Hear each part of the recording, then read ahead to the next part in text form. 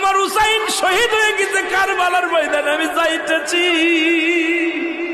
আমার হুসাইন ডাক দিছে নানাজি কইয়া, আমি রওজায় থাকতে পারি নাই রে, আমি হুসাইনের দেখার জন্য নবীজি রওজা থেকে উঠা গেছি। আলেমরা সর।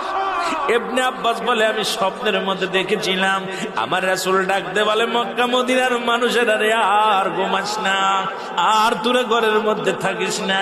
আমি নবী রওজায় ঘুমাইতে পারি নাই, কান্না সহ্য করতে পারি নাই। ওদিন আমিও ফাতেমার নদীও না আমি সহ্য করতে পারি। আমার হুসাইন যখন ডাক দিয়েছিল না নাজিয়া মুহাম্মাদ মুহাম্মাদান করে যেদিন ডাক দিয়েছিল রে, সেদিন আমি নবী রওজা থেকে পাগলের মতো উঠে কারবালা পর্যন্ত চলে গিয়েছিলাম।